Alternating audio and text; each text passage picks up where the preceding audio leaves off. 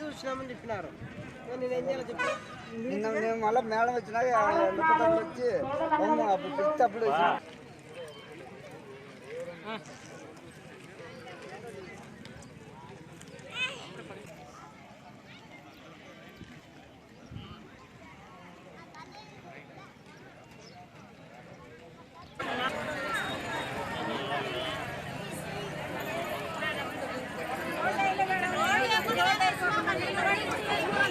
పట్ట అందుకుంటున్న ఆదిలక్ష్మి వారితో ఈ దీప ప్రచురణ చేయడం జరుగుతా ఉంది. చాలా సంతోషం మేడం. శ్రీమతి ఆదిలక్ష్మి గారు అత్యధిక ఉత్సాహంతో మన గౌరవనీయ ఎమ్మెల్యే మేడం వారిని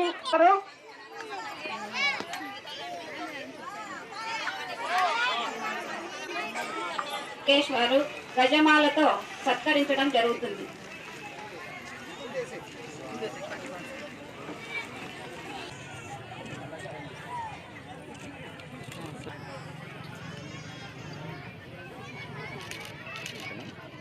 పేదలందరికీ ఇల్లు పథకం కింద రాష్ట్ర వ్యాప్తంగా 30.75 లక్షల మంది పేదలకు కులం మతం సర్వ హక్కులతో ప్లాట్లు వారి పేరు మీద రిజిస్ట్రేషన్ చేసే విధంగా మంచి సంకల్పంతో ఉత్తర్వులు ఇవ్వడం జరిగింది. భూమిలో ఇట్లా అన్ని చెప్తారు, కానీ ఇప్పుడు ఏంటంటే మామూలుగా ఎవరైనా లేఅవుట్ ఎలా చేస్తారు, గేటెడ్ కమ్యూనిటీస్ ఎలా డెవలప్ చేస్తారు. మేడం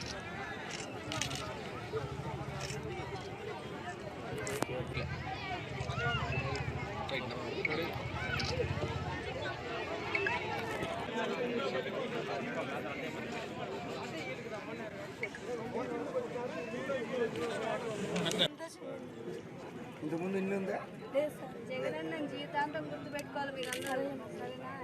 గతంలో ఏమన్నా అప్లై చేసుకున్నావా ఇంటికి?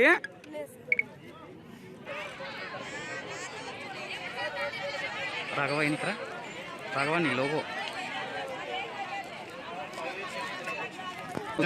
ప్లీజ్ అన్న ఒక్క నిమిషం అన్న రఫీ చాలా దారుణం రఫీ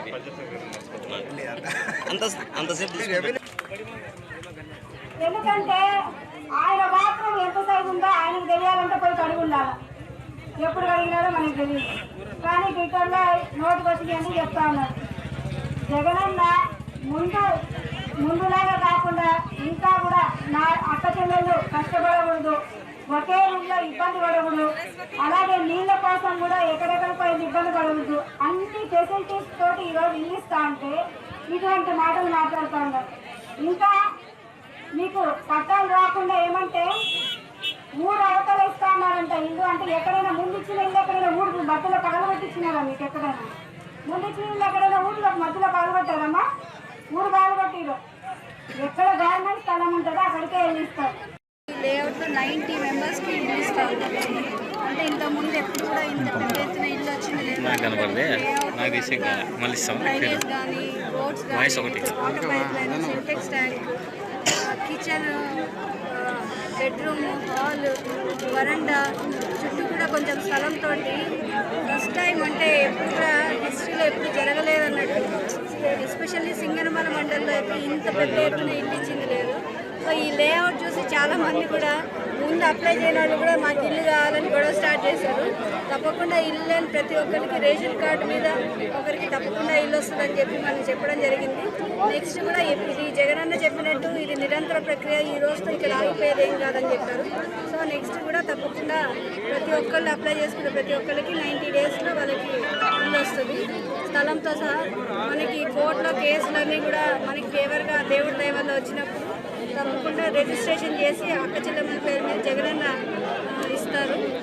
అయితే ఈరోజు మహిళ ఒక ధైర్యంగా ఉండగలిగే రోజులాగా మనం, ఎందుకంటే ప్రతి ఒక్కరు దేశవ్యాప్తంగా ఎంతోమంది మహిళలు కూడా జగనన్నని అప్రిషియేట్ చేస్తూ ఈరోజు చెప్పిన మాటలన్నీ చూస్తూ ఉంటే ప్రతి మహిళ కూడా లక్షాధికారి అవ్వాలి అని చెప్పి రాజశేఖర రెడ్డి గారు ఏదైతే అన్నారో అది ఈరోజు అక్షరాల నిజం చేసి చూపించారు జగనన్నని. ఎంతోమంది కూడా దీన్ని ఆనందం వ్యక్తం చేస్తున్నారు, ఆశ్చర్యం కూడా వ్యక్తం చేస్తూ ఉన్నారు.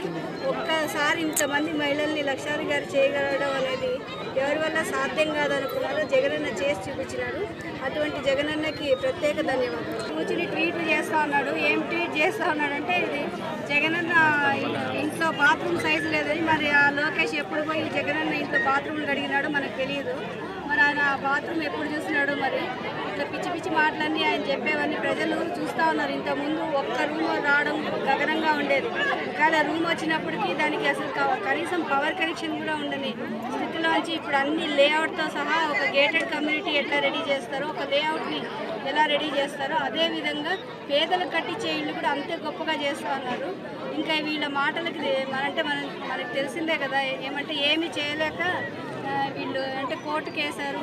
ఎన్ని చేసినా కానీ ఆపలేకపోయారు జగనన్నని. చెప్పాడంటే చేస్తాడంటే అంటే చేసుకుంటూ పోతుండేసరికి తట్టుకోలేక మాట్లాడుతున్నారు. ఈ వ్యవస్థను ఏదైతే తీసుకొచ్చారో జగనన్న, అది మన దేశం కాదు, ఎన్నో దేశాలు కూడా ఆశ్చర్యపోయి చూస్తున్నారు. ఈ వాలంటీర్ వ్యవస్థ 50 ఇళ్ళకు ఒక్కరిని పెట్టడం కానీ, వాళ్ళు ప్రతి ఒక్క పథకాన్ని ఇల్లు తలుపు తట్టి అందిస్తూ ఉన్నారు. ఇల్లు కూడా వీళ్ళకి ఇల్లు తలుపు తట్టి వచ్చిందని ఎంతో ఆనందపడుతూ ఉన్నారు. ఎందుకంటే వాలంటీర్ వ్యవస్థ ఈరోజు ఎంత బాగా కరోనా టైంలో కానీ ఎంత బాగా పనిచేస్తారో అని మనం చూస్తూనే ఉన్నాము. ఒకప్పుడు దేనికి పనికిరాని వాళ్ళు వీళ్ళు అన్నట్టు చూసిన ఊర్లో వాళ్ళే ఈరోజు వాళ్ళని ఎంతో గొప్పగా చూస్తూ ఉన్నారు. అలాగే ఈ వాలంటీర్ వ్యవస్థ వల్ల కూడా సంక్షేమ పథకాలు ప్రజలకి అందించడంలో జగనన్న సక్సెస్ అయ్యారు.